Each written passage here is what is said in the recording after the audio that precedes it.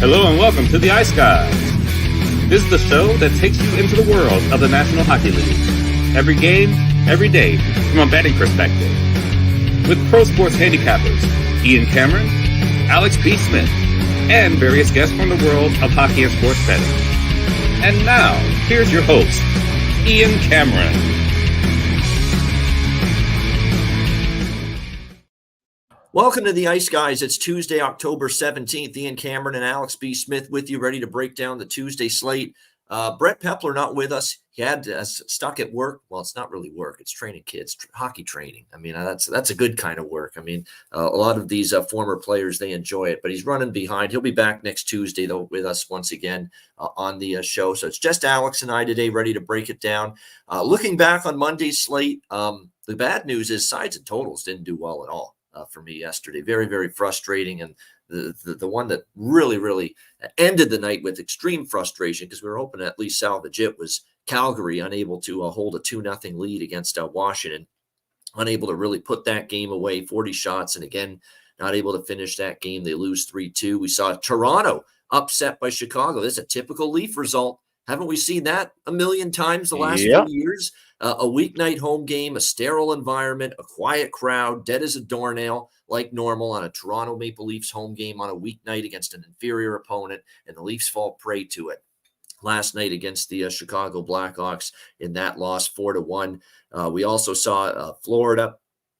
Very impressive with Florida. And look, I made no bones about it. We'd be looking to fade Florida every night. Now, we know it's not going to work out every night, but definitely credit to them for a solid performance, strong start, and they rode that very, very good start to a bounce-back performance and a win against the Florida Panthers last night in that game.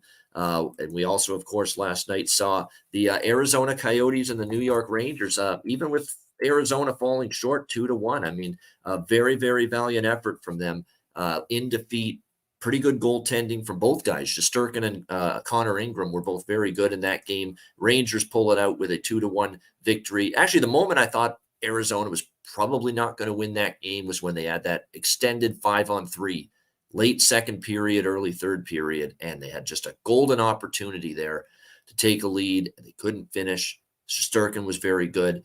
And the New York Rangers ended up winning 2-1. And then the other game last night was Detroit in a pretty convincing 4-0 shutout of Columbus. I thought Columbus would certainly do a lot more offensively, but James Reimer with the shutout in his debut with the Detroit Red Wings, and Spencer Martin not quite as good, giving up 4 goals in the loss for the Columbus Blue Jackets. The good news about yesterday was another bargain bin casher. Really remarkable to see, and it's great to see it when you've got this theory, you've got this concept, you've got this idea in mind, and it plays out perfectly. We said it on yesterday's show with my bargain bin special of the night selection. Matthew Phillips of the Washington Capitals. Yes, he was playing on the third line. Yes, he's very inexperienced at the NHL level, but he was a very good goal scorer in the AHL. He was with the Calgary Flames organization, the team that he was playing against last night. They basically said, you know what, we were going to balk at, trying to make you a real legit offer to rejoin the team. Matthew Phillips said, you know what, to hell with this. I'm going to go elsewhere, sign elsewhere. He ended up in Washington. And of course, he ends up being motivated, as most players would in that situation, to really play well and find the back of the net, hit the score sheet, make an impact against a team that really didn't give him a fair shot last year at any point. And sure enough, he did that, getting on the scoreboard, getting the first goal, getting Washington going in that game after that 2-0 deficit. So Matthew Phillips plus 700 with that bargain bin special of the night. Outstanding. And the props actually were profitable. So for me last night. So thankfully, and a couple of big hits. I also, if you looked at the community tab in that very same hockey game, I saw that right before face-off, not right before, but like an hour or so when the line combinations were finalized, Adam Ruzicka moved up to the second line for Calgary. So I took a shot with him to score, and he did. He got the first goal for Calgary, plus 650 on that. So a couple of really big goal props, including, of course, Matthew Phillips from that game, really helped me last night quite a bit. Alex, thoughts on the Monday slate? Yeah, it seems like Calgary games tend to be your perfect wheelhouse with these bargain bin. You had Coronado, and then now you're hitting goal props on both sides of it. So job well done by you. I did not have a good night last night. My big play, Toronto, Chicago, first period over. I mean, just as sleepy of a first period as you can get, and just stunning to see from really both teams. It was more sloppiness on Chicago's end, and you're going to have sloppy efforts, even though it's a good offense, on paper. They're not going to be able to execute every single night. They got it together in the second period, and that's why they were able to win that game. But Toronto, another flat, like you said, midweek effort, lifeless crowd. This is unacceptable. If they want to get over that hump of being just more than a one and done team in the postseason, you have to win these kind of games. I'm not saying you got to go out there and win 60, 70 games, but you got to stop having these lay down efforts against bottom 5, bottom 10 teams. It's year after year with the same shit.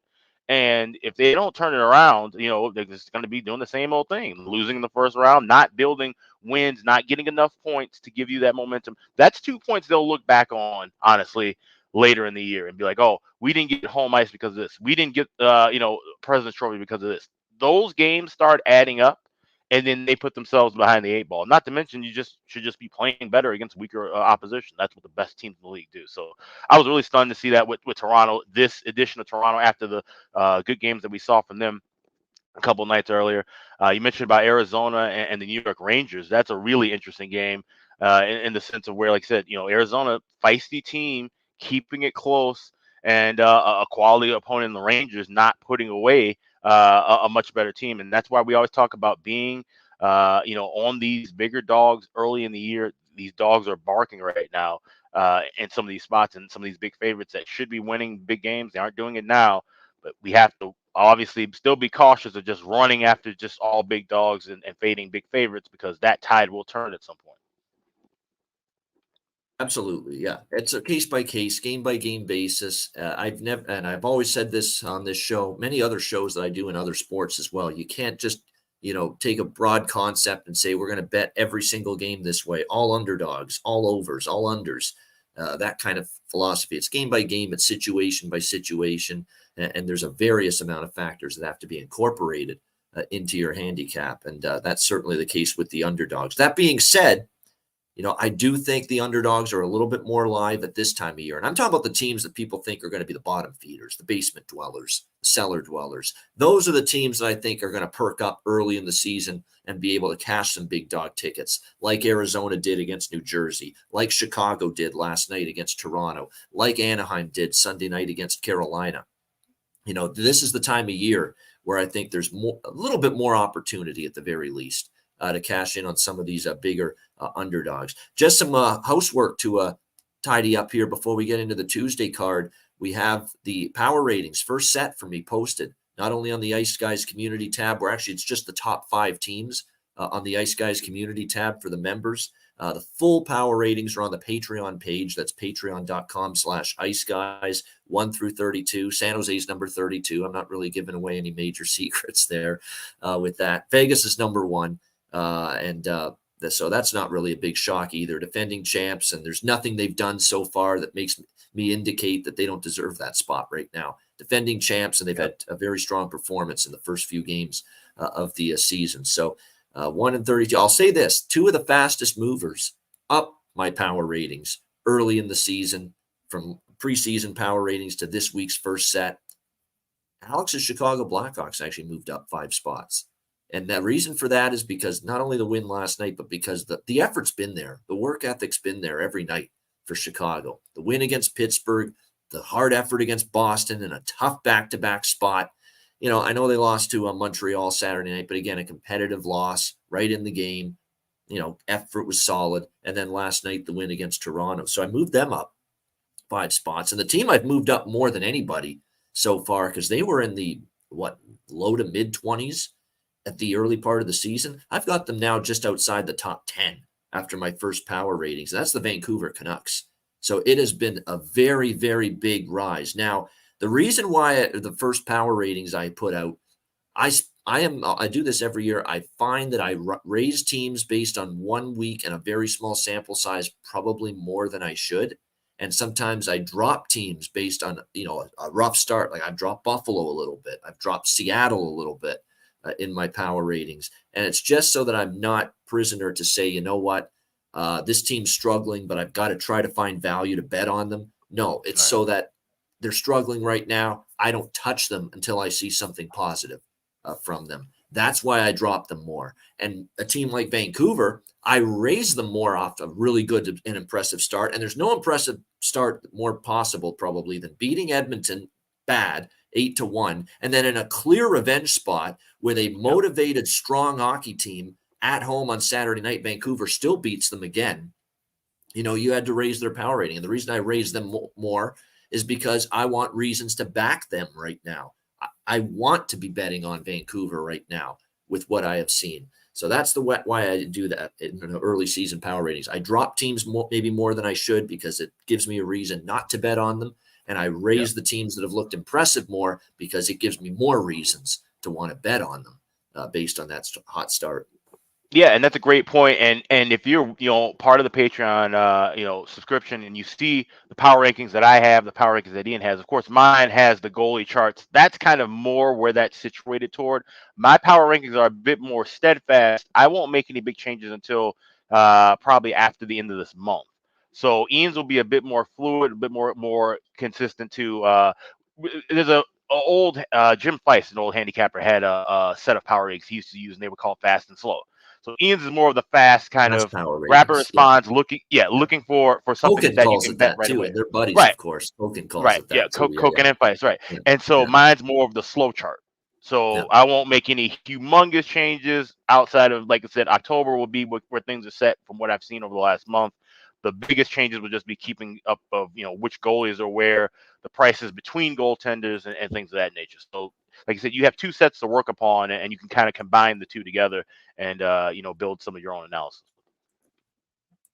Yeah, no doubt. And that's what it's about. And like I say, I am a fluid power ratings guy. Current form really matters for me because in a long season, you want to be quickly changing. You want to be on those teams that are in their little patch of great play, and it could be a 5-game swatch. It could be a 10-game span. You never know. But there's going to be a time where a team just catches fire and off they go on a nice run. And then the moment you see it turn the other way, you want to drop them, and that gets me more away from betting on a team that's in a rough rut and a rough patch, and more toward betting on a team that's really feeling it, and playing well at a given moment. Speaking of playing well at a given moment, it's a great segue into our first game on this Tuesday card, the aforementioned Vancouver Canucks as they take on the Philadelphia Flyers. Vancouver -135, road favorites, 6 the total in this game. Like I said, you played an Edmonton team that people think could come out of the West, an Edmonton team that went to the conference finals 2 years ago, ended up losing in the second round of the eventual Stanley Cup champions last year, and all Vancouver did was beat them in their place and then beat them on the road again in Edmonton 4-3 in a spot where Edmonton was really chomping at the bit to bounce back strong. Now, they definitely outplayed Edmonton in the first game. Edmonton did carry the play in the second game, but all that matters is the dub. And Vancouver got the win 4-3, and they rode a very solid goaltending effort from Casey DeSmith in his first start with the Vancouver Canucks in net. He played very well in that game. We'll see now if the Canucks can continue this good start as they go on the road. I've been thoroughly impressed with Vancouver. Elias Pettersson already off to a tremendous start. 1 goal, 5 assists, 6 points in 2 hockey games. How crazy is that? He has just been absolutely sensational here for Vancouver. Look, Connor Garland kind of wants exploring trade potential for him. He's had a decent start. Kuzmenko, what I've been impressed with was Besser so far this year for the Canucks. 5 points in the first 2 games for Brock Besser. He clearly is feeling it right now for this team. Really, really impressed how they got a great goal the other night in that win over Edmonton, the rematch in Edmonton from Sam Lafferty, recently acquired in that deal with Toronto because they were in cap purgatory and they needed to shed some salary. So they ended up dumping Lafferty and trading him to Vancouver. And he gets on the scoreboard with a wonderful individual effort to get a goal the other night against Edmonton. So he played very well in that game as well. It's the defense is much improved. That's another thing I've noticed about Vancouver. And I think it's the Tocchet effect as well as the head coach. They're definitely much better in their own zone defending. They're not running around like fucking chickens with their head cut off anymore. That happened so much early in the season last year. It happened 2 years ago. They look like they're playing with some structure. We know where the forward is that's helping us out defensively, the forward high in the slot, as they say in the defensive zone. We know where the blue line works to the front of the net now, so that it makes it tough to get pucks through. I mean, you're seeing all these little defensive principles, and they didn't have any at times early last year, and now you're seeing it for Rick Tocchet. So impressive from Vancouver. Philadelphia, through the first 2 games, they've split 1-1. They beat Columbus 4-2. They fell 5-2 to Ottawa on Saturday. The Flyers are going to be one of those teams where if they get the goaltending, they're going to have a chance. If they play good defense, they're going to have a chance. The offense is going to be a little bit erratic. They're not one of the better offensive teams as far as depth is concerned in the NHL. Now, they have given up 64 shots in the first 2 games. I don't think that's something that's going to sit too well with John Tortorella, a guy that you better be blocking shots if you're going to play on a John Tortorella coached hockey team. And you're not seeing as much of that here in the first 2 games from this Philadelphia Flyers team. It's the Flyers home opener, by the way. Of course, they opened the season on the road for those 2 games against Columbus and Ottawa. And note the start time, 6 p.m. Eastern for this game because of the fact they want this game starting early so that people can get home and catch the end of the baseball with the Diamondbacks and Phillies playing game 2 of the NLCS tonight, baseball playoffs. So that's why it's an earlier start. What I'm going to do here in this game with Vancouver is probably defer a little bit more to the money line here with Vancouver. I did take them money line, and I also took their team total, but it's probably 80-20 split percentage-wise for me. I've got 80% on that money line at -130 right now at Pinnacle. And I've also got probably 20% of the entirety of the bet on Vancouver on the team total, which currently with the Canucks is over 3.5 at +115 at Pinnacle. So I do like the money line more than the team total, just because this could be 3-1 Vancouver. This could be 3-2 Vancouver. I could see something like that for sure. It's not a given they're going to be able to score four goals. That being said, they did score 8 and 4 in their first 2 games. And we did see Ottawa Philly give up 5 in their last game against the Ottawa Senators. We don't have goalie confirmations yet for this game. We have projections for it to be Thatcher Demko and Carter Hart. I expect it to be Thatcher Demko and Carter Hart, but not confirmed as of yet. Alex, what do you think here to get the night started? Canucks, Flyers. I was just saying in the chat, that's got to be an absolute traffic nightmare in Philly when you have a 2-hour gap between a Flyers and a Phillies playoff game. But good job on them making that time swap. This is an interesting game, and like you said, you've moved up Vancouver quite a bit. I still have them as just kind of a mid-range team. Like I said, great effort against Edmonton, but I think that's more indicative of just Edmonton not being ready, which is a big problem. Dropping 2 games in that fashion against a division opponent, but now going on the road. Cross conference, cross country. I can see where maybe this is kind of a little bit of a sloppier game, especially with that earlier start as well.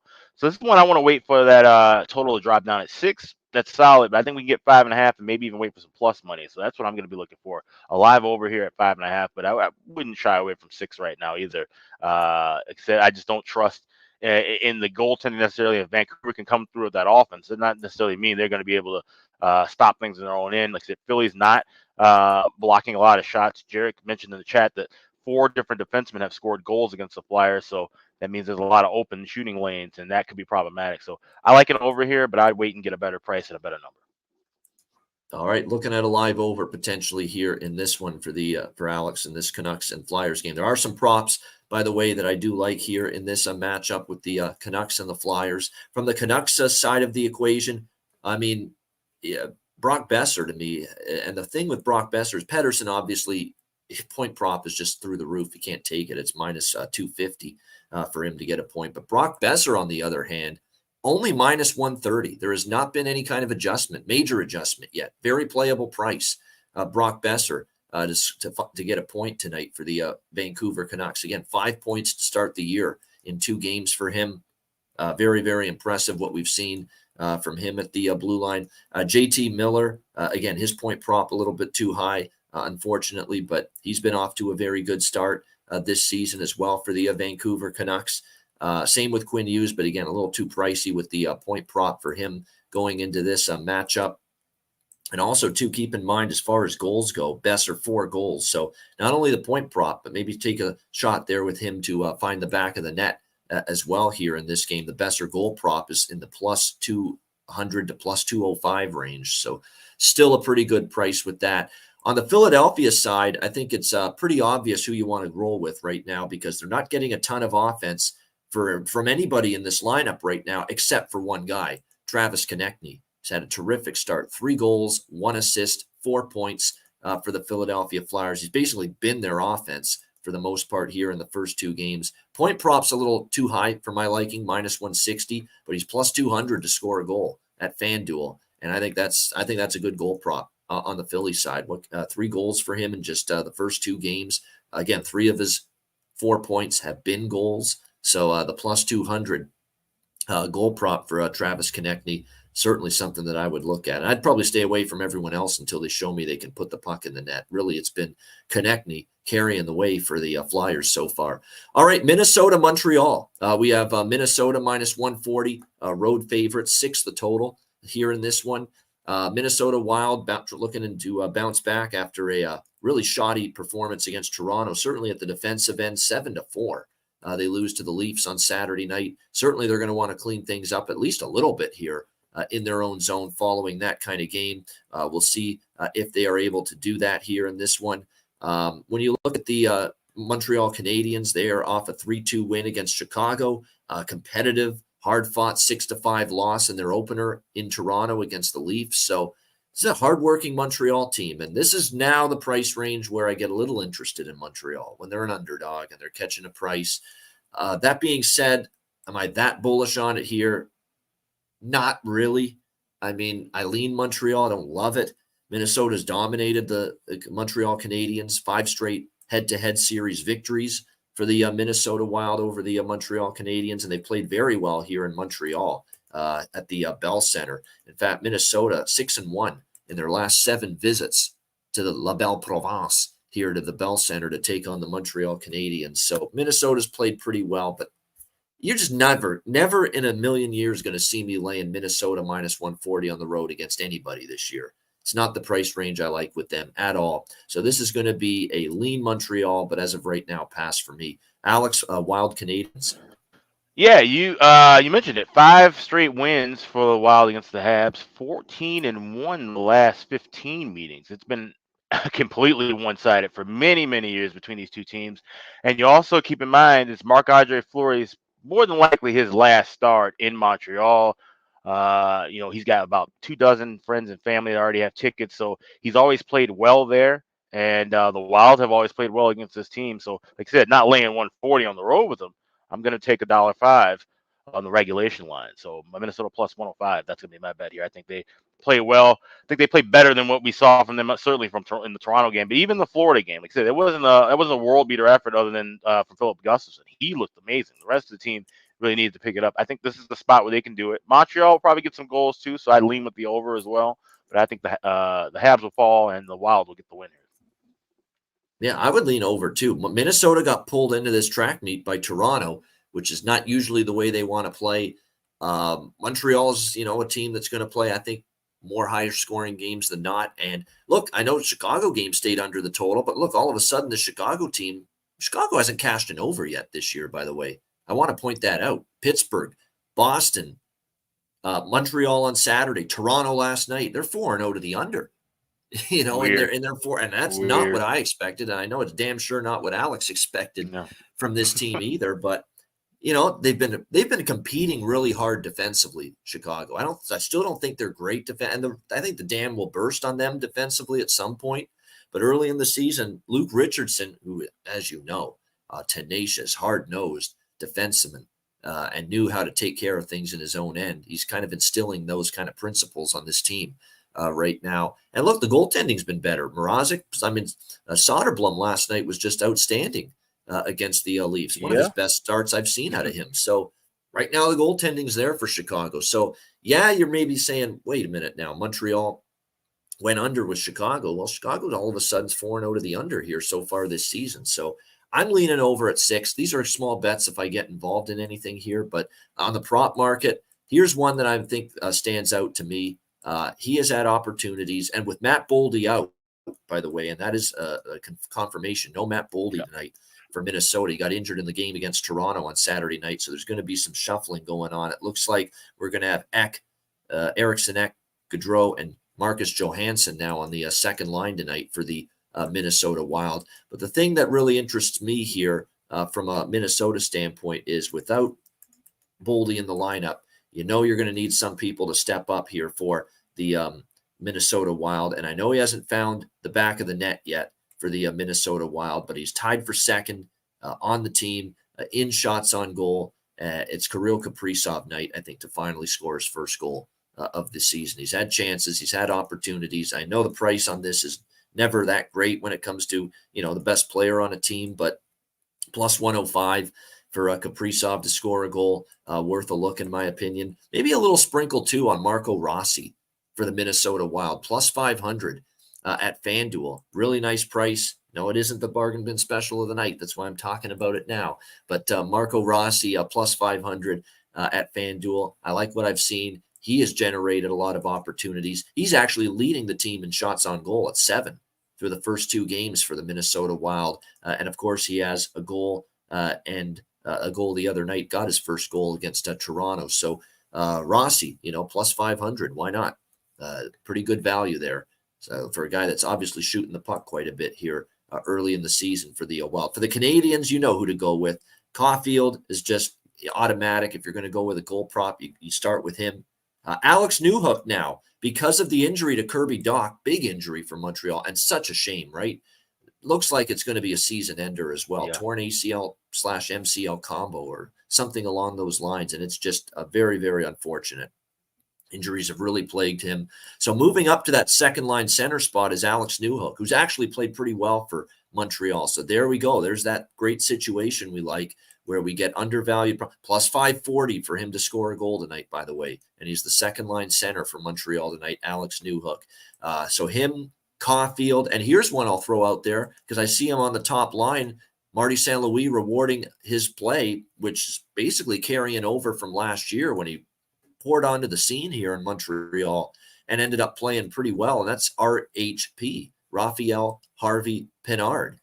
This is someone that 3 shots on goal against Chicago, had opportunities. He's on the top line, it looks like, tonight with Caulfield and Suzuki. Talk about a great opportunity here for Raphael Harvey Pinard for the Montreal Canadiens. His props too undervalued. Point prop for him is plus 122 at FanDuel. Goal prop plus 330 at DraftKings. So that's Raphael Harvey Pinard playing, it looks like, on the top line with Caulfield and Suzuki here in this game tonight. So some good options here as far as the prop market. We got some guys moving up the lineup, getting increased minutes, getting increased opportunity. And it looks like, too, in the case of Pinard, Harvey Pinard here, not only top line, but probably likely power play duty as well for the Montreal Canadiens. So you just love seeing these kind of things. Throughout the season, man, it's going to be so much fun to see these props and be able to take advantage of these underpriced players when they get moved up the lineup. We're going to see countless examples of being able to take advantage, of stuff like this. And Harvey Pinard is just a perfect example of it. All of a sudden now, here he is on the top line, and here he is just a cheap plus 122 for a top line player to get a point is just, hey, that's not the kind of thing that comes around every single day as far as betting player props. So that's absolutely a terrific value there, in my opinion. All right, Arizona Coyotes and New York Islanders. We've got the Islanders minus 200, home favorites, 6 the total here in this game.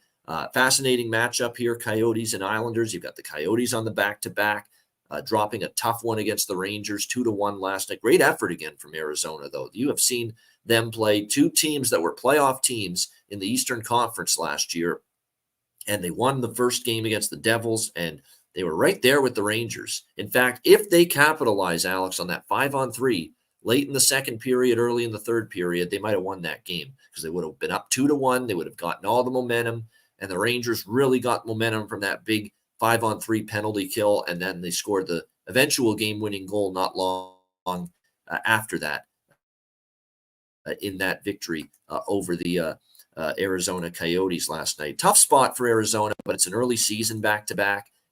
So it's, I don't think it's as detrimental on the legs necessarily We'll see if they can cope with it. But on the flip side here for the New York Islanders, they started their season off on the winning note over Buffalo on Saturday night. Typical Islander win, right? How many times? I'd love to know how many times the Islanders have won 3-2. That exact score over the last decade. I mean, that just feels like just the classic type of final score involving the Islanders, 3-1 or 3-2.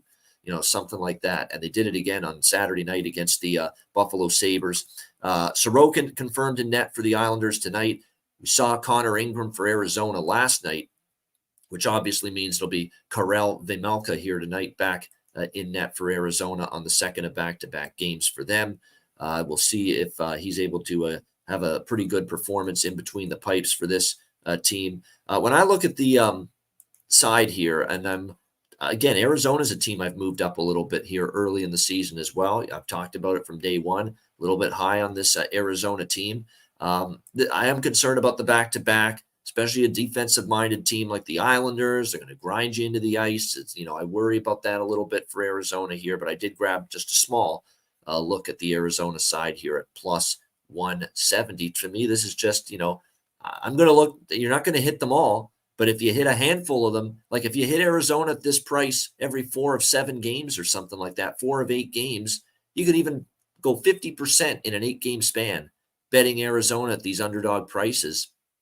And if you go 50%, you're profitable. So that's my approach here with Arizona early in the season. I said, I'm going to be betting this team against New Jersey. Now, if they had lost to New Jersey, I may be cooling off on backing them here, but they beat New Jersey for me. I cashed with them at over plus 200. Came back to them last night. They fell just short. Come back to them again tonight. And let's see if we can roll together a nice little return on investment here with the Arizona Coyotes game in and game out these first few games of the season. It's not like the Islanders are a team that are ever going to pull away from you. They play tight games. They play close games, competitive games that don't always have the goal-scoring prowess to pull away. So I expect a competitive game, a close game. And even with the back-to-back spot being in play here for Arizona, I'm going to take them again here at plus 170 tonight. Alex, Coyotes Islanders. Yeah, I'm leaning toward tailing you on that, to be honest. Like I said, these are, two teams where I kind of, in a way, I have Arizona right now higher than the Islanders, just off of style. The Islanders will probably end up being a better team. They'll have a better record overall. But right now, I just like Arizona's game a little bit more than the Islanders. The Islanders just, kind of in mid-season form already as far as playing that, old school defensive first kind of cycle and trap kind of a game. And I think Arizona has enough speed to break through with that, but also have enough responsibility on the back end to not get into a track meet, like you said. That was evident last night with that Arizona game and the Rangers. So I'm thinking I'm gonna take a shot here. It's at plus 165, plus 170. I'm gonna take a shot with the Coyotes here, and obviously I think it's a goaltending mismatch. I'd much rather have Sorokin than Vejmelka, but I just feel as a complete unit, I like Arizona a little bit more than the Islanders in this spot. All right, liking the Islanders here in this spot, and Alex going along with me here for a little shot on the Coyotes. Oh, there we go, a little mini Coyote sound for me. I would have done a louder one if they had won last night, but they didn't. So just a small little Coyote for me in this game tonight. As far as props go, look, Logan Cooley now, that's 3 assists and 3 points for the Arizona Coyotes. He got an assist on their only goal last night. This is I talk about it, the Cooley point prop, and eventually he's going to score too. And I feel like I got to keep riding the goal prop too until he finally pops one. Plus 460, but I like the point prop even more.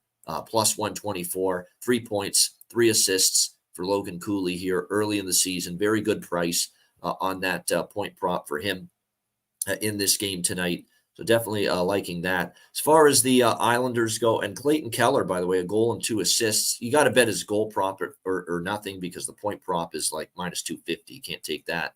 But you can always take the goal prop plus 190. He's a threat every night to find the back of the net for the Arizona Coyotes, no question. On the Islanders side of the equation, look, I talked about him right off the shoot Saturday when we talked Sabres Islanders. I mean, Brock Nelson, man. He's probably the guy that I trust more than anybody to step up night in, night out for the Islanders offensively. And he did that against Buffalo. He got a goal and an assist, a 2-point night in that victory for the Islanders on Saturday night. So Brock Nelson to score a goal, I think he is the best goal prop on this Islanders team. because he's the only one I trust night in and night out. I don't know every night what I'm going to get offensively from Barzal. I don't know what I'm going to get every night offensively from Palmieri and from Simon Holmstrom and Bo Horvat. So he's always Mr. Reliable. I feel like most nights Bo Horvat's going to get me, Brock Nelson's going to get me a goal of some kind or make something happen for the Islanders. I do want to point out when it comes to Bo Horvat, he's talked about this leading into the season where he says, I'm looking to shoot the puck more. I want to get off to a hot start. We know he had a terrific start, blazing start with Vancouver last year, and then he got traded to the Islanders. He got traded to the Islanders and it fell apart. He had a terrible, terrible time once he got dealt to the Islanders. But he says he wants to get off to a good start. He knows he underachieved early in the season, and he said he was going to shoot the puck a lot. In some of the quotes I was reading from him before the season started. Well, did you look at his shots on goal numbers in that opener against Buffalo? 8 shots on goal for Bo Horvat. 8 shots on goal from him in that game. So I think the over 2.5 shots on goal here, minus 135 at BetMGM for Bo Horvat is a really good bet tonight. Why not? This is a guy that's talking about wanting to get off to a good start. He knows he didn't play well after he got traded from Vancouver. Once he landed with this Islanders team, things were not clicking for him offensively. He wants to be off to a good start. He wants to be better for his hockey team this year. There's no question about that. He's talked about wanting to be aggressive and shoot the puck more. We saw him get 8 shots on goal against Buffalo Saturday night.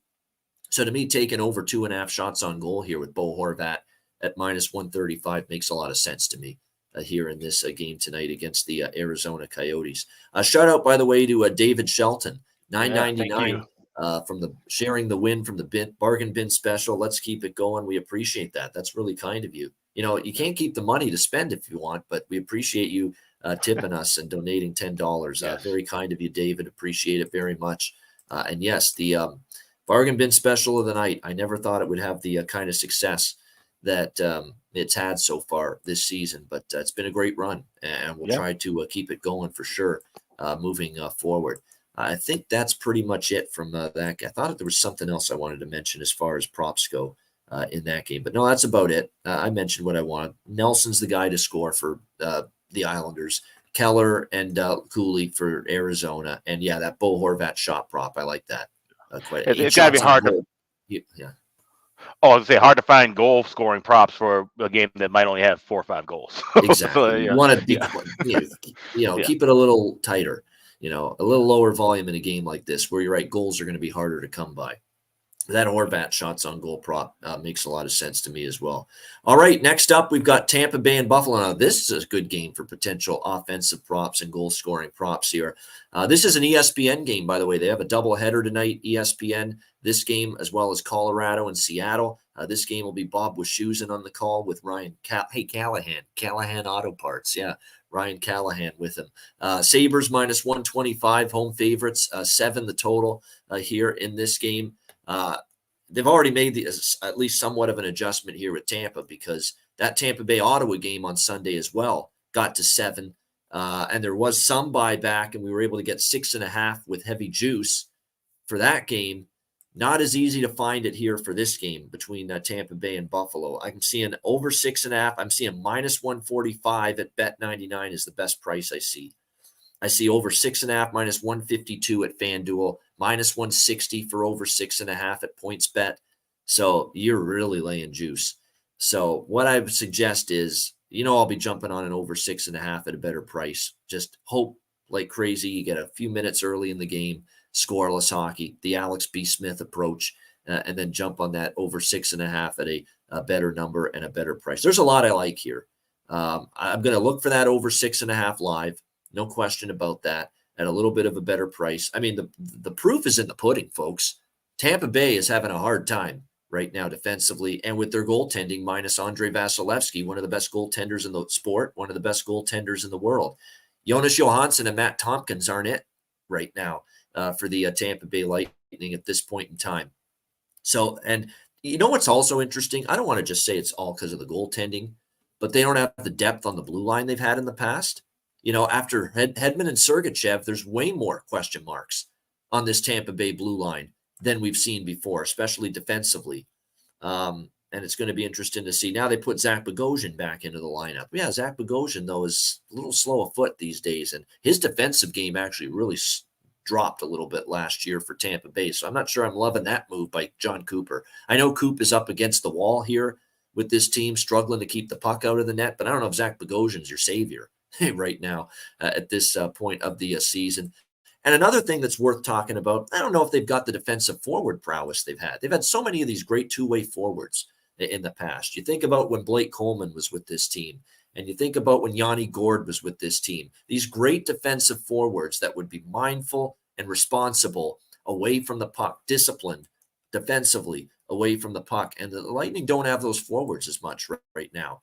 Glendening is a bit of a turnstile defensively as a forward. Watson's not going to be a great defensive forward for you. They've got Barboulay. Sheary can be a little sketchy sometimes defensively, good offensively, works hard, but he's not a great defensive forward. Nick Paul is. Nick Paul's the one in the bottom six that's outstanding, both ends of the ice, great penalty killer. That bottom six doesn't have the defensive shutdown prowess and the back-checking capability at the forward position that they've had in years past, in my opinion, when I watch this team.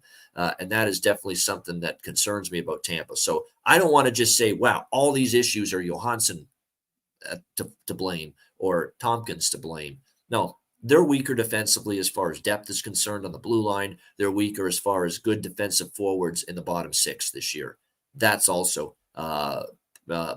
causing these issues for the Tampa Bay Lightning right now. So, look, Buffalo's disappointed me a little bit. I can't deny that. I mean, the first two games, the Rangers game was just not very good. A lot of mistakes defensively. They lose 5-1. And then the Islanders game, they lose 3-2. And what's concerning, too, is we didn't expect us to be worried about the Sabres' ability to score goals. And here in the first two games, they've only scored 3 in the first two games combined. So that's a little bit troubling. Tage Thompson and Skinner and Tuck and, the big guns have been shooting blanks early in the season through the first two games. But I think tonight's the night. When you look at the schedule, you played a good Rangers team with Shesterkin. That's, never always going to be a cakewalk to score goals against them. You played this stingy Islanders team with Sorokin in net. Was one of the better goalies in the league last year. So that's never going to be an easy conquest to try to find the back of the net. Now you're back home. You're playing Tampa Bay with all these defensive issues on their blue line with their forwards and in goal. Buffalo's got to find some offense here as far as I'm concerned, and I think they will here in this game tonight. I don't love the money line on Buffalo, the price being where it is, minus 120, minus 125. I put a little on that, but the large majority is the team total here for the Buffalo Sabres. I mean, there's no reason to fight it right now. Nashville's team total was over 2.5 against Tampa Bay. It went over. Detroit's team total against Tampa Bay, it went over. Ottawa's team total against Tampa Bay, it went over. And I think Buffalo's will as well tonight. And I prefer the team total. I think this is kind of like a 80-20 split, just like I talked about with one of the earlier games. Probably only a 20% amount on the minus 120. 80% of the Buffalo bet's going to go to that team total because I like that a lot more. And I think this is a night I think we'll see the offense and the big guns of the Buffalo Sabres start to come to life. So over 3.5, minus 112 at Pinnacle for the Buffalo Sabres team total in this game. And I'm going with Tage Thompson, one of my favorite goal props tonight. It's time. It's Tage time. TNT. He's been too quiet so far this season for the Buffalo Sabres, and he's too good to go this long, especially now the weakest defensive matchup that he has seen all season long. He will find the back of the net at home tonight and I think get his first goal of the season. He's had a boatload of chances. It's not like he's not trying. He's had 7 shots on goal, Tage Thompson, in the first 2 games combined. This is the night for Tage Thompson. He gets on the scoreboard for the first time this season. We'll go with TNT Dynamite at plus 150 to score a goal tonight for the Buffalo Sabres. Alex, Lightning, Sabres. Yeah, for those of you who are just watching this for the first time, maybe you've watched it for years, you may not know this. Me and Ian don't share notes at all. Like, rarely do we talk about something before a game, or, before a show. Or I can vouch for that. We don't say shit to each other until right before the show. I send a link to Alex and I'm like, all right, Here we go. Yeah. Showtime. So Tuesday link. There we go. That's it. yeah, the two plays that I have are, of course, I have circled looking for a 6.5 at -120 live, and I have Tage Thompson to score a goal plus 150. But I went a step further with Tage Thompson, and this isn't my bargain bin play, but I'm going with Tage Thompson first goal. You get that FanDuel at 11-1. So I'm grabbing plus 150 for him anytime scoring, but I'm also looking for him to get the first one at 11-1, along with trying to grab a 6.5, 120. I'd even maybe try to grab 125 live with a 6.5. We're not trying to get greedy with this one. We just want to get a better price because the numbers is going to be high. If you're waiting for a 5.5, forget about it. It'll probably be a 1-1 game before we see the amount of time that would be alive for this thing to drop to 5.5. I think the offense wakes up for Buffalo. I think Tampa tries to keep pace, but like you said, the defenses won't really allow them to. So Sabres should win this game. But I like Thompson to score. I like him to get the first goal, and I'm looking for an over 6.5 at a better price. There we go. Very similar thoughts here, Alex and I, on this Lightning and Sabres game. Yeah, no Steven Stamkos again. Zane mentioning that in the chat. Yeah, that's the second straight game with that injury, which also kept him out of the Ottawa game on Sunday night. So that's a big blow to them. I'm trying to see what kind of adjustments they've made. They've got Hagel now on the top line with Point and with Kucherov. And he's got 3 points to start the season here for the Tampa Bay Lightning. And now he's on the top line. So Brandon Hagel, -145 to get a point at DraftKings. I don't mind that. Again, value because look at the line mates. Braden Point is -225 to get a point in this game tonight. Kucherov also on that top line is -530 for him to get a point. It's 1.5 points plus 100. So you talk about here's Hagel on that same line and he's -145 to get a point. So again, it's that undervalued theory. This guy, even though he's on the top line, Brandon Hagel, compared to his line mates, Braden Point and Nikita Kucherov, no doubt. Casey Middlestat, yeah, I mean, Casey Middlestat is someone that I think last year really came on strong. Zach Benson, this kid's looked great. I mean, he's actually the one guy that's really looked good here early in the season for the Sabres. Plus 430 sprinkle on him to finally score a goal tonight. He's had 2 assists so far. He's had 3 shots on goal. But yeah, Middlestat, 1 goal, 1 assist, 2 points.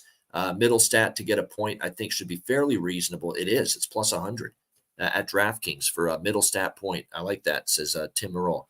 I agree. Middlestat to get a point. And the goal, too, if you want, but he's also a good facilitator, good at setting up his line mates. So the point prop is actually, I think, even more appealing for me when it comes to Casey Middlestat in this game tonight. So there's some good prop options here. No question about that in this Lightning and Sabres matchup. And let me see, there's something else too. It should be a lot of shots too. This could be one of those games too where you get the save prop for both goalies. I could see it. Johansson for Tampa and Devin Levi, presuming Devin Levi starts for the Buffalo. Yes, it is confirmed Devin Levi for Buffalo. So this could be a good saves prop type of night as well. Yeah, Hedman point -120, says Rich H. For him. That's always a pretty good price for him to get a point. If you look at his numbers so far this season, he's got 5 already in 3 games. So yeah, I wouldn't say no to that. -120 for a guy with to get a point for a guy with 5 points in the first 3 games. Yeah, that's pretty good for Victor Hedman. I'm wondering why that point prop isn't higher for Victor Hedman. That is rather shocking. 5 points in 3 games. And he's only -120 to get a point tonight. That's pretty remarkable. So that's good value right there. No doubt for the Tampa Bay Lightning. All right, Edmonton, Nashville. We've got Edmonton -135, road favorites, 6.5 the total here in this game. Look, Edmonton, I'm on them tonight, -135. I'm also going on them in the first period as well, puck line in this game to kind of have a good start, get on the road, get away from these 2 bad games they've had to start. They didn't really play that bad in the rematch against Vancouver, but they just couldn't score. And DeSmith played very well in net. This is still a team they should beat. They're better than Nashville. They are. On paper, they're better than Nashville. They should be able to bounce back here. But I'll say this about Nashville. They've worked hard. This is not a team that's rolled over and been an easy team to beat here in the early part of the season. Andrew Burnett's got them playing very competitive hockey. You look at their first 3 games, they're 1-2. They gave Tampa a pretty good battle. Remember, that game was 3-3 in the third period before Tampa won 5-3. They've shut out Seattle 3-0 at home. Pretty competitive effort with Boston. That was a pretty even hockey game against the Bruins on Saturday night. Nashville falling just short 3-2 in that game. So this is not a slam dunk here for Edmonton, but I think they mean business tonight. It's time to get your first win. All right, it's time. Jack Campbell in net for the Oilers. I'm not going to really throw him under the bus for that performance against Vancouver, the first game where they lost 8-1. He was in net that night, but the whole team was shit.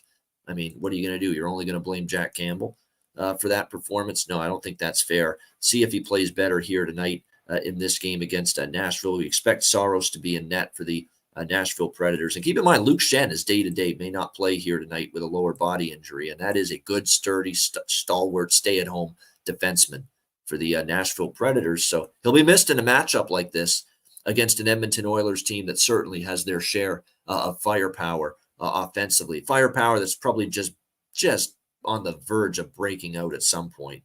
Like, you're not used to seeing the Edmonton Oilers, enter the third game of the season with, some of the guys that have had struggled to score. What's funny is I look at the numbers and I keep thinking they haven't done much, and it feels like they haven't done much. And yet Draisaitl and McDavid still have 3 points in the first two games.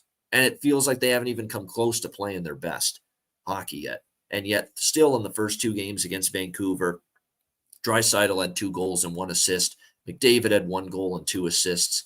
And they haven't even scratched the surface of how good they can play yet. And Dre Woodcroft knows that, we got to get this team sparked a little bit. And he does this a lot. He puts Connor and Leon, the two monsters, together on the top line. He's doing that tonight. It's McDavid, Draisaitl, and Evander Kane. And Evander Kane's the one that's really had a very bad start. -5, no points in the first 2 games. I can't find him with a telescope on the ice in the first 2 games, Evander Kane. I watched both of those games against Vancouver. Did he do anything noticeable? Did he make any sort of impact? Did he have any quality, real good chances? And sometimes he gets involved physically as well. Tries to get involved in an agitation, role. And we really didn't see much of that from him either in the first 2 games. So Evander Kane has really been a no-show for the Edmonton Oilers here in the first 2 games. So I think that's part of the reason too. We need to get Kane going. Let's see if Leon and Connor on the same line with Kane can get him going here tonight against the Nashville Predators. Fogle, Nugent Hopkins, and Hyman are going to be the second line. Connor Brown, now obviously that experiment, Connor Brown on the top line, because he's over because he's back down to the third line with Holloway and McLeod. Warren Fogle on the second line, very interesting. A little bit of a bump for him. That might be giving him some prop value tonight in this game. Warren Fogle for the Edmonton Oilers. On the flip side for Nashville, you look at them from a prop standpoint here in this game. It's pretty straightforward what we've gotten from them early in the season. You don't want to overthink it. Forsberg's been shooting the puck a lot. Overshot. He's got 14 shots on goal in the first 3 games. That's insane. 14 shots on goal the first 3 games for Philip Forsberg. What's that? An average of a little over 4.5 shots on goal per game. So, yeah. And I've talked about the Forsberg overshot prop every game so far. I say if it ain't broke, don't fix it. You got to keep taking it at this point.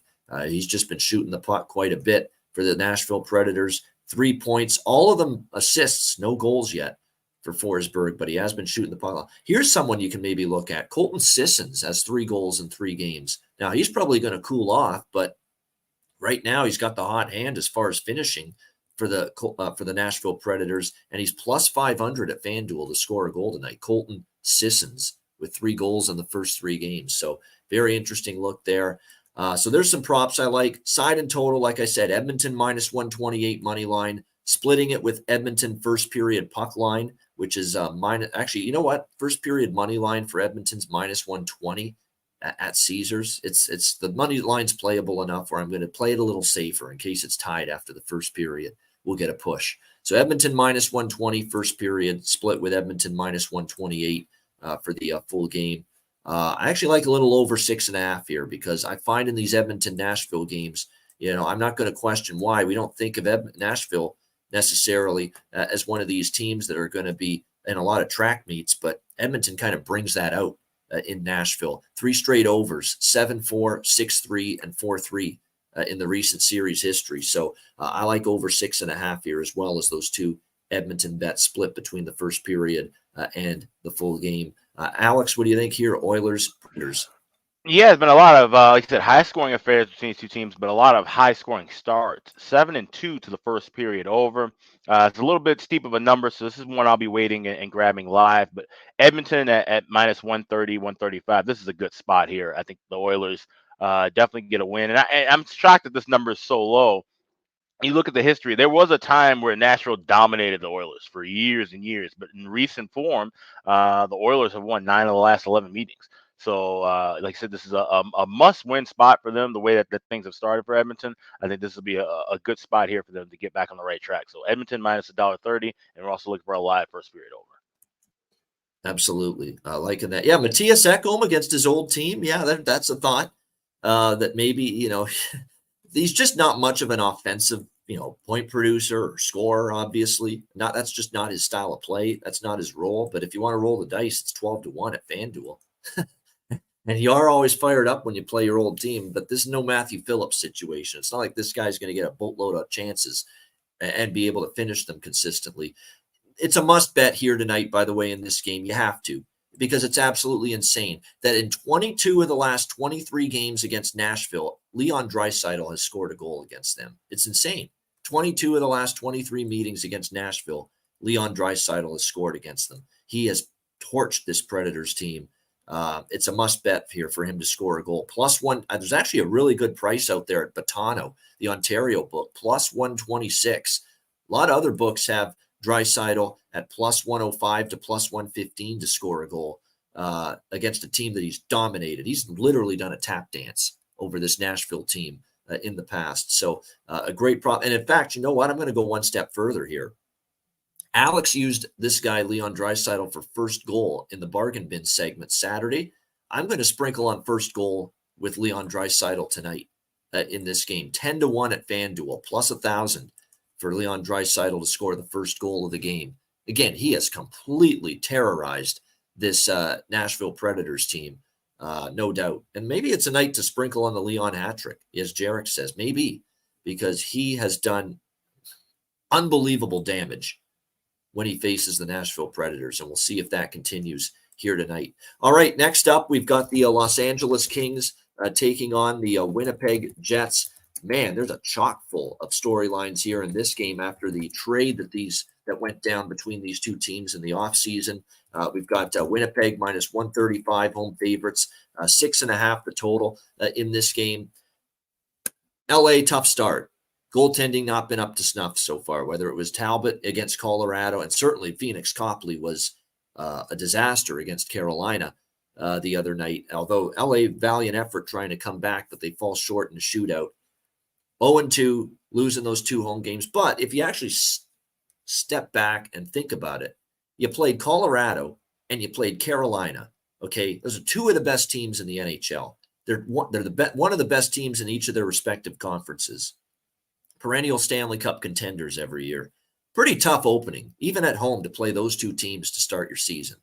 This is a bit of a step down for the Kings. And maybe going on the road is a good thing for them, after playing those two, get the team camaraderie going, start to bond as a team, come together, and really look to, get on the right track here. Because I still like the roster. I love the roster. I love the center ice depth. We've talked about this ad nauseum with LA, with Kopitar, Deneau, Dubois, and Lizotte down the middle. Byfield has played well. Kempe hasn't even gotten going yet. Wait till that happens. Trevor Moore's been solid. You got Fiala and this young kid, Alex Laferriere, man. He's played very well. He's been noticed. We got in a fight the other night in one of the games. So very, very impressed with the LA group. The blue line's solid. It's just the goaltending is what you keep coming back to as the clear weakness. But to me, you match up these two teams. I like LA a little bit better at forward. I definitely like LA better on the blue line than I like Winnipeg. The problem is Connor Hellebuck is probably better than either of their two goalies. And the one position LA is weaker in is goaltending. And that's the one position where you don't want to be weak, against the other team, in that area. That being said, look, the Jets, they lost their opener to Calgary. They came back, fired up for their home opener against a Florida team that we know is going to have their issues early in the season, and they bounced back. I liked Winnipeg against Florida, and I liked Winnipeg against Alex liked Winnipeg against Florida as well on Saturday.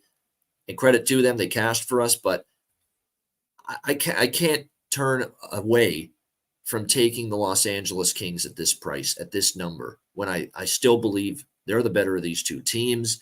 No, they haven't played like it yet, but they played Colorado and Carolina, two very, very difficult opponents off the shoot.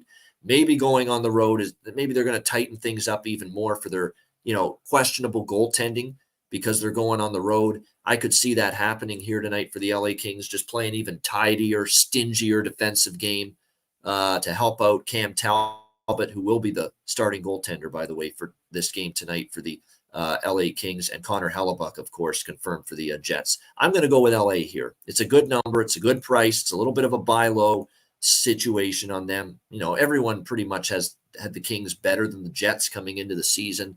You're getting a good number now, plus 120 in this game on the LA Kings. And, Cuban Wayne Gretzky's reading my script here in the chat. He's on to all the shit I was about to mention, all the revenge angles. You can bet Pierre-Luc Dubois props tonight. His first game against his former team, the Winnipeg Jets. Absolutely. You go in a bunch of different directions. PLD, you know me. You can go with shots on goal because I think he's really going to want to score against the Jets. Things didn't always go harmoniously for him in Winnipeg.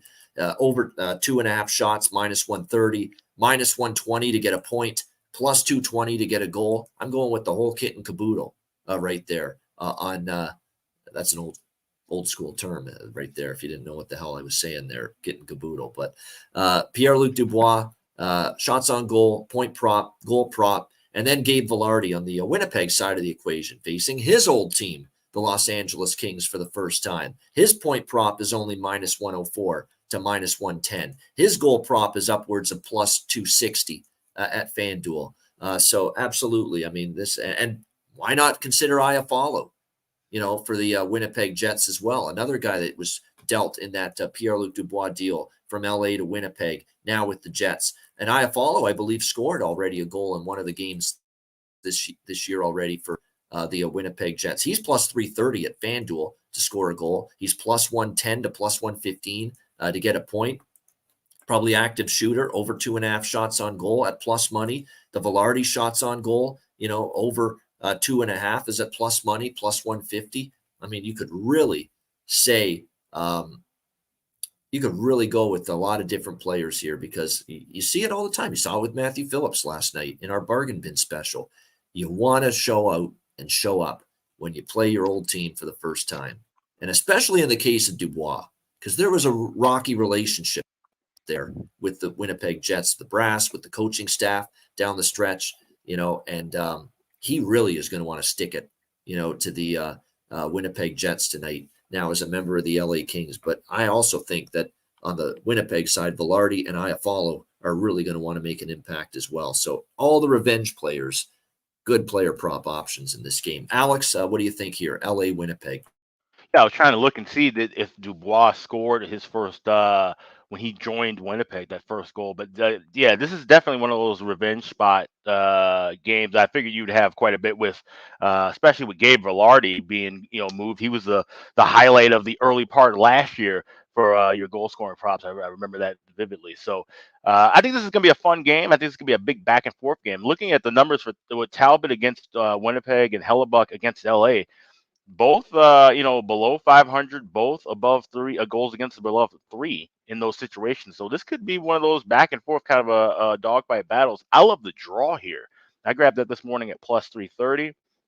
Kings and Jets were those teams that play really tight. Like I said, Kings definitely need to tighten up defensively, knowing that Talbot's in that. I think they're going to play with that emphasis more, and we may not see a lot of the big offense early.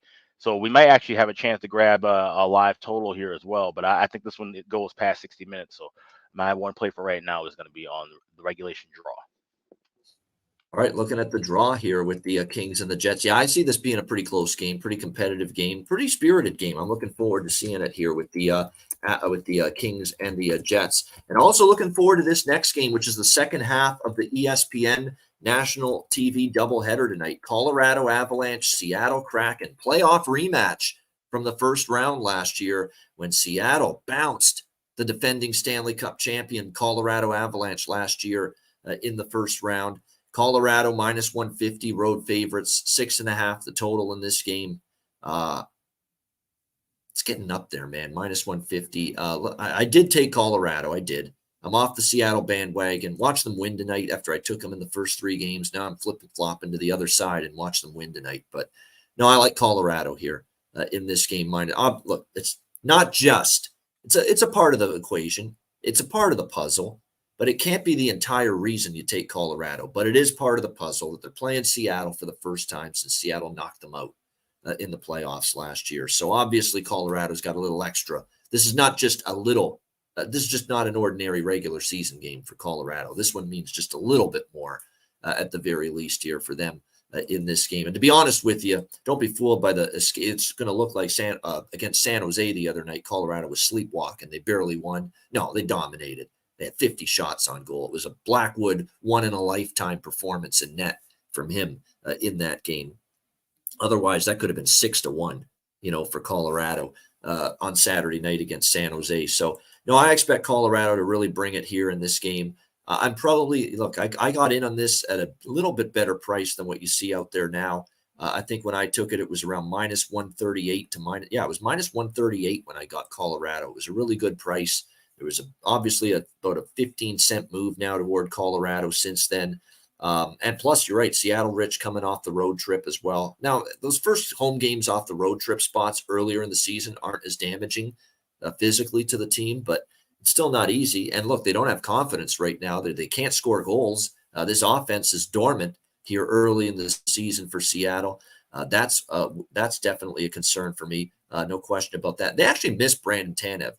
Don't laugh at it. Brandon Tanev's an energy guy for the Seattle Kraken, and without him, they've lacked a little bit of that here in some of these games recently. So definitely like Colorado here. I'm still going to recommend it at minus 150. If you want to get a little bit of a better number, better price, you could go in regulation or go -1 with the full game puck line. But I'll bite the bullet here. And now that it's not above minus 150 yet.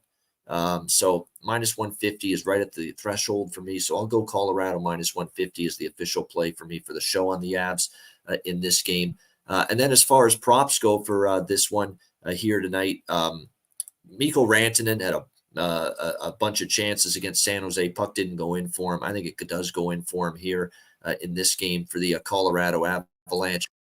Jonathan Drouin to get a point. That is something that I've been betting repeatedly early in the season. As long as he stays on that top line with McKinnon and Rantanen, he's totally undervalued. I mean, it's just insane. We've talked about this. He's playing with McKinnon, his junior teammate. Happy to be there again. He's minus 105 to get a point. Jonathan Drouin. You know what the point prop is for McKinnon on that top line? Yeah, it's minus 480 for him to get 1 point on that top line. And for Rantanen, it's minus 340 for him to get 1 point. And here's Drouin on that same line with those two great players. He's minus 105 to get a point. It's just the insanity, really. I mean, and you can take advantage of this stuff. There's always that one guy that's disrespected on the top line in a lot of these instances. And it's Drouin right now for Colorado. So Avs minus 150 for me in this one. Alex, Avalanche, Kraken. Yeah, Kraken need to step up and get a win here in this spot, but I'm worried. This is the first game off that playoff meeting last year. I'm sure Colorado, they certainly weren't happy with the way that they got bounced out, but they needed that. I think I said it, when they got eliminated. Colorado was like Tampa Bay, one of those teams that after making those runs over and over in the playoffs, they needed the rest, I think. And now they seem to be a sharper refocus. They look more like Colorado so far than the first couple of games. And they're still going to get better, but Seattle's got to really bring the fight to them. Home opener. This is a tough one. I don't have anything on this game as of right now. I lean towards Seattle, but like I said, I could see where Colorado could come out maybe hot with some energy early. So this is one I'll be watching for sure, probably dabbling with some live action. But this is going to be more of a good game to just sit and watch and observe with these two teams than betting on anything. Just a pass for now for Alex. Maybe wait for something live to unfold here when it comes to Colorado and Seattle. Thank you, someone in the chat, for mentioning something I forgot to mention, and that is Evan Bouchard for the Oilers. Yeah, the point prop's gotten a little juicy, but the power play point prop, I'm on that at minus 105, and I am on that shots on goal prop too, over 2.5, minus 135. He's gone over that shot prop each of the first two games. He's shooting the puck a lot from that blue line for Edmonton. So I agree with you on that. Those props involving Evan Bouchard for the Edmonton Oilers. All right, we've got 2 games left. On we go. It's Carolina and San Jose. Next up, Carolina, as you would expect, a massive favorite here in this game. Minus 310 in some spots, and the total right now sitting at 6, shaded to the over in this game. This is an interesting handicap for me because here we go in this game with Carolina off the loss to Anaheim, back-to-back. Remember, they had the win against LA. They got out to that early fast start. Bad goaltending from Copley played into that. But then LA charged back strong, really, made it a game, and then they lost in a shootout. And then Carolina kind of lackadaisical, kind of out of it against Anaheim. They got off to a bad start, kind of predictable. They had won the first 2 games. There was no urgency, at playing Anaheim on Sunday night. It's a big reason why I liked Anaheim, and they had won each of the 2 meetings last year. So Anaheim had played Carolina well last year in those 2 games. But now you get Carolina off a loss, refocused, and looking probably to not look past San Jose like they did Anaheim coming into this game here tonight. So I definitely want to look at Carolina in some form. It's a question of how do you go about it when it's a minus 310 favorite. First period puck line I like a little bit, plus 115 for Carolina. That's not the greatest price for a first period puck line, but plus 115 for Carolina to win the first period. I think that's worth a look. And I'm going to go to the well with Carolina team total over 3.5, minus 144 at Pinnacle. Offense hasn't been an issue for Carolina this year. They only scored 3 against Anaheim, but they got behind so early in that game. They obviously scored a bunch of goals against Ottawa, scored a bunch of goals against LA. So offense has been very impressive for Carolina. They haven't found their defensive game yet, the Carolina Hurricanes this season. So I'm also going to sprinkle a little on over 6 in this game at minus 120 between the Sharks and the Hurricanes, because Carolina has not been playing that tight, strong, shut you down defense yet. His first few games. Keep in mind, Ottawa, they scored 3 goals and got back into that game. Carolina usually 3-1 at home against Ottawa. Game over. Not that night. Ottawa came back and tied it in the third period. So I don't love where Carolina's defensive game is right now. They gave up a big lead to LA on Saturday night against the Kings. They gave up, obviously, 5 goals plus an empty netter against Anaheim on Sunday. So Carolina's not playing great. Their usual sturdy defensive game is not there yet for Rod Brindamore's team. So maybe San Jose can score a little bit here tonight as well. So that's why I'm also on this over 6 here with the Hurricane Sharks. So it's 3 bets here. It's Carolina first period puck line, Carolina team total over 3.5, and the full game over 6 with Hurricanes and Sharks. I'm going to assume, obviously, that it's going to be Mackenzie Blackwood after that Marty Brodeur type. It was amazing, to see play like that. It was a staggering performance, really, that he was that good in that game.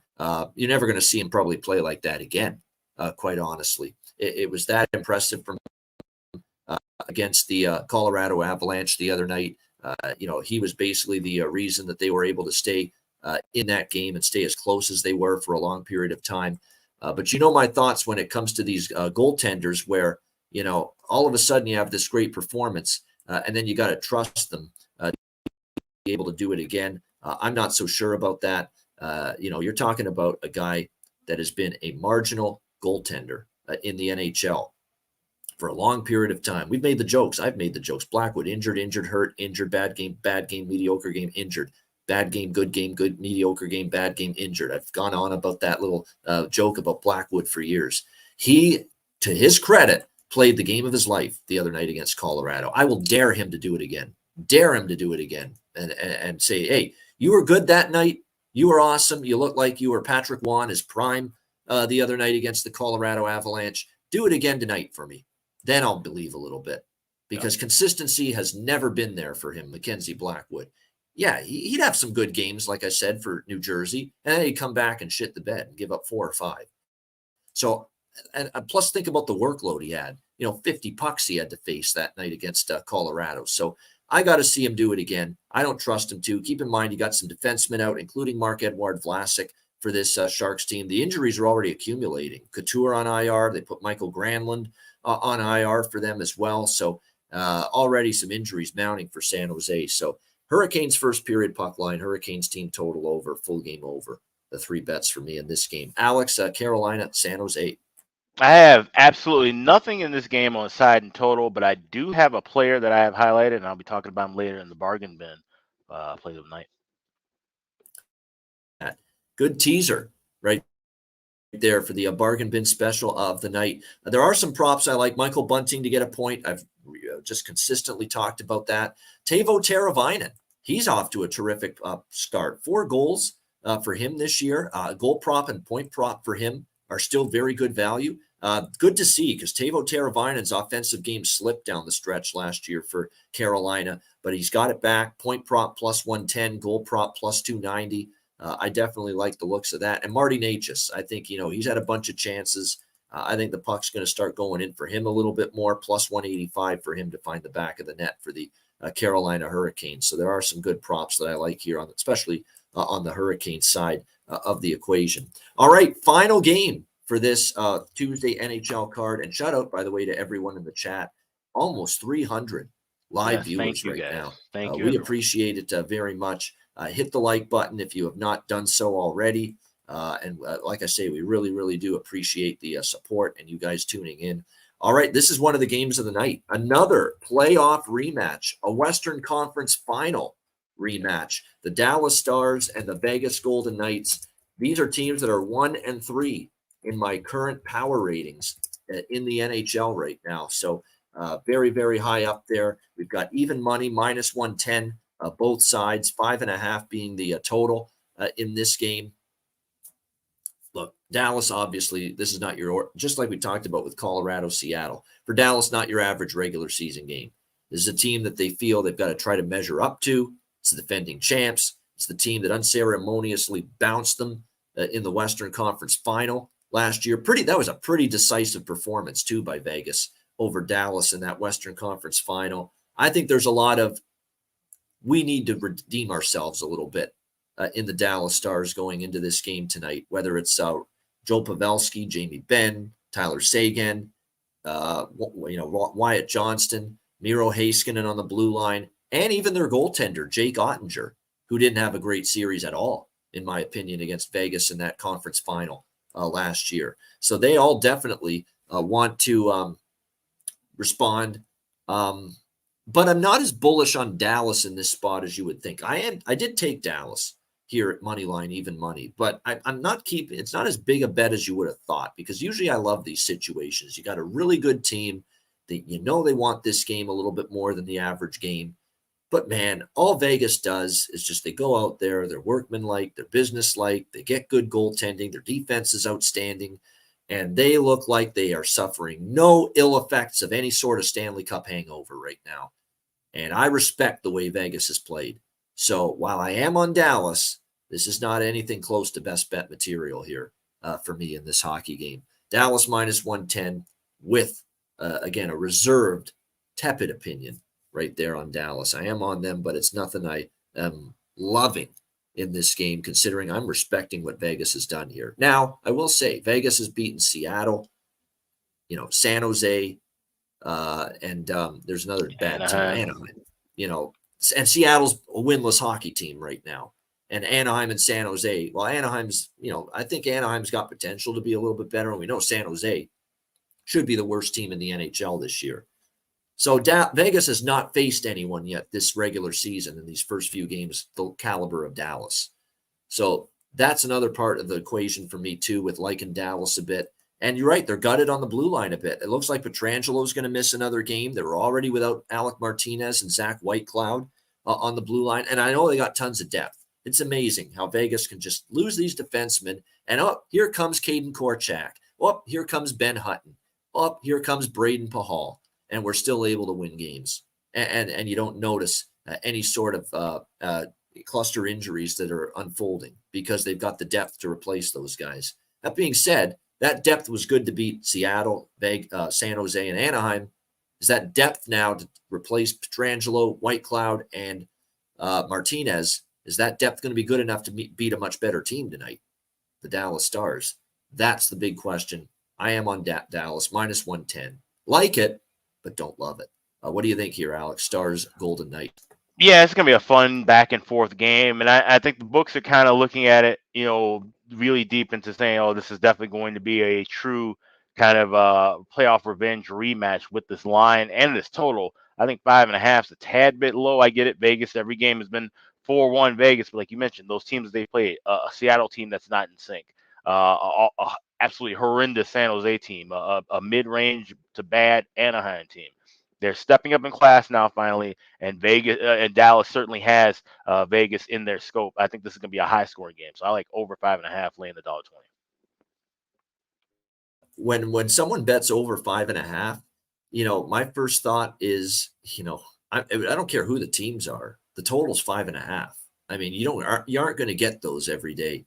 And I find these 5.5s a lot of the time they do end up finding their way up and over the total. And I think Dallas actually is going to be is going to look to be a little more aggressive here in this game tonight, especially knowing that they want this one a little bit more than some of their other than a normal regular season game. So we'll see how it unfolds here. There's a couple props that I like. I just think the world of this young kid in his rookie year last year with Dallas was off the charts. Now in his second year, and he got a point for Dallas in their previous game, and he's plus 130 to get a point tonight at DraftKings. Wyatt Johnston, man. Wyatt Johnston. How many times have I talked about him and sung his praises? Yeah, definitely undervalued as far as getting a point for, tonight, in my opinion, for the Dallas Stars in this game. As far as the Vegas props, it's always, Nicholas Waugh. Nobody talks about him. He's on the fourth line, and yet he seems to find the back of the net or get a point. So any props with Nicholas Waugh, they're always undervalued. Chandler Stevenson, 5 points in the first 3 games for the Vegas Golden Knights. That's very impressive. His point prop is reasonable. It's only minus 115 at FanDuel. No Rope Hintz, it looks like, by the way, once again tonight for the Dallas Stars. They will miss him, obviously, one of their absolute best goal scorers. But we'll see about that. Now, it's listed as day-to-day. I don't think we have had yet confirmation of whether he's in or out tonight, so I don't want to say for sure that Rope Hintz is out for Dallas, but that is definitely something you want to keep an eye on. And like I said, Stevenson, 5 points, and he's only minus 115 to get a point. I'm trying to see if there's a point prop for him. No, there isn't. But let me just see what else we've got there. But no, there isn't for Nick Hague. But Nick Hague on the blue line for Vegas.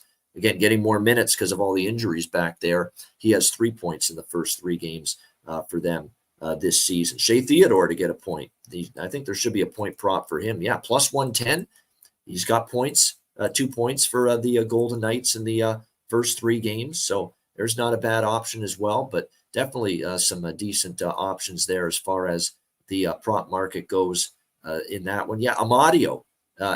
Barbashev to get a point is always undervalued. Amadio scored the other night, and he's someone we talked about last year in a player prop form. Now he's on the third line, but he's playing with a guy like Carlson, who has gotten 3 points. There's William Carlson point props, another one to consider, plus 120. He's got, I believe, 2 points in 3 games for the Golden Knights. But yeah, Amadio goal prop, plus 500 at FanDuel. He scored the other night, and he is one of those sneaky depth forward players for the Vegas Golden Knights that's capable of making an impact. So definitely some good value to sprinkle around the board here as far as player props go in this Stars Golden Knights game. All right, great stuff. 310 live viewers. Wow, great stuff. Thanks to everyone tuning in to this Tuesday edition of the Ice Guys. Hit the like button if you haven't done so already. Reminder, the Ice Guys family plan, it's $9.99 US per month. We're having a ton of fun there. I mean, great comments, too, in the community from the members that have subscribed to the channel as part of the family plan. They leave their comments in our posts.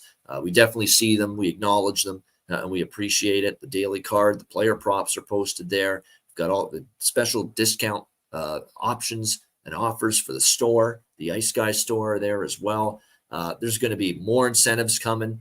Eventually down the road when we do our impromptu live betcast, and even when we do our normal free-for-all betcast, we're going to give invites specifically first come, first serve to the members of the channel to be our guests on the betcast. So all of that and more, and just so much incentive to becoming an Ice Guys family plan member, $9.99 US per month. And all you got to do is click the join button that you see on the YouTube channel to become part of the fam. Yeah, absolutely. One of the perks of being a family member, like right now, we have a secondary store for some of the items that we aren't able to create in our original store, which is at iceguysmyspreadshop.com. You can go and click on the link inside of the community tab for members only, and you can get our new toques. We got the Skinner shirts that are available in that store as well. We've also got some kind of remixed editions of the regular t-shirts and hoodies. So all that's there. But if you're Ice Guys family plan member, like you said, you've probably seen the top 5 of Ian's power rankings and my power rankings. Those full charts are now over on our Patreon page. That's where all of our written content will be. I'll have some articles going up there next week as well. So definitely check that page out as well. Be a part of all of it. And like I said, get all the content that we have to offer right now. All right, there you go. Sign up at the on the channel, the Ice Guys YouTube channel, and become a member of the family plan. All right, another tough act to follow for yours truly with the bargain bin special of the night. It's not easy. You know what? I'm going to give this some extra thought because it's just such a tough act to follow last night. So I'll actually let Alex go first. Alex, what's your bargain bin special here tonight? So yeah, we're going back to that Carolina San Jose game. It was the guy you mentioned in your rundown, Teuvo Teravainen. He's definitely a guy who, it's shocking. You're not going to find too much to get for him in the bargain bin, the way that he's scoring with 4 goals in 3 games. But to get a power play point tonight, plus 350, I think that's kind of screaming at me. I like that a lot. I actually made that a client play. So I'm definitely jumping in on that one. Teuvo Teravainen to get a point on the power play at plus 350. That's my bargain bin special for tonight. All right, very good. A power play point for Teuvo Teravainen of the Carolina Hurricanes, and that's a good selection there. And you can find that at plus 340 to plus 350. So a really good price with that Teuvo Teravainen power play point prop. I'm going to go to the revenge game, Kings and Jets. Dubois doesn't fit the criteria, even though I really like his goal prop. It doesn't fit the plus 300 or better criteria. I like Velarde a lot in that game, but it doesn't fit the plus 300 or better criteria. Very, very impressive. Oh, Dingus is keeping because I'm also keeping track of what we're doing with the bargain bin, but there we go. 5 and 7, 32.6 units. And it's because of the 700 and the Donato 350. And we had another one there that was a huge price. And plus you had your 800 with Leon Draisaitl, first goal on Saturday. Yep. And I like Leon to score first tonight. It's not bargain bin. Special pick, but I do like Leon to score the first goal tonight against Nashville. And like I say, not only him to score a goal anytime, but maybe the 2 goals or more, and the hat trick option might be worth a look for Leon tonight against Nashville. But my bargain bin special, I'm going to go to another option here. And this option I do like as well. Like I like Dubois, I like Velarde. Make no mistake about it. These are guys that I think are going to want to play well. But so is this guy for the Winnipeg Jets tonight. And unlike, Velarde's had a quiet start, even Dubois has had a quiet start. But unlike them, this guy has found the back of the net with a goal here in the first 2 games for the Winnipeg Jets. And he's also facing his old team. So let's go Alex Iafallo for the Winnipeg Jets against his former team to find the back of the net tonight at plus 330 at FanDuel. So there you have it. Alex Iafallo, Winnipeg Jets plus 330 for my bargain bin special of the night. I was tempted too by Raphael Harvey-Pinard. I almost went there with him playing on the top line tonight for the Montreal Canadiens against the Minnesota Wild. His goal prop is plus 330 as well at DraftKings, but same price, but I like the Iafallo situation even more. So Iafallo, Winnipeg Jets, plus 330 for my bargain bin special of the night. All right, we roll right in now to best bets for this Tuesday slate. Alex, what do you like for best bet?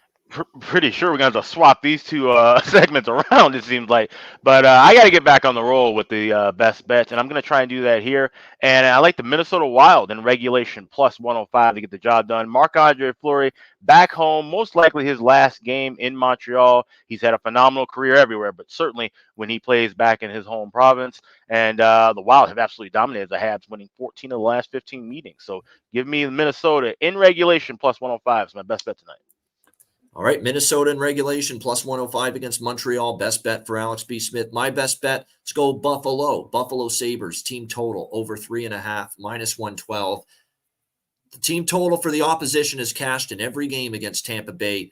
And let's see if it does so again. I think it does. Buffalo team total, over 3.5, my best bet for this Tuesday card. That'll wrap up this edition of the Ice Guys. Thanks to everyone for joining us. Hit the like button on the way out. Reminder, the Ice Guys is live 7 days a week, Monday to Friday, 2 p.m. Eastern, Saturday and Sunday, noon Eastern. And if you can't watch the show live, download the Ice Guys podcast in audio form on all major podcast platforms. For Alex B. Smith, I'm Ian Cameron. Have a great Tuesday night. Enjoy the games and good luck. And we will talk to you again tomorrow on Wednesday for another edition of the Ice Guys.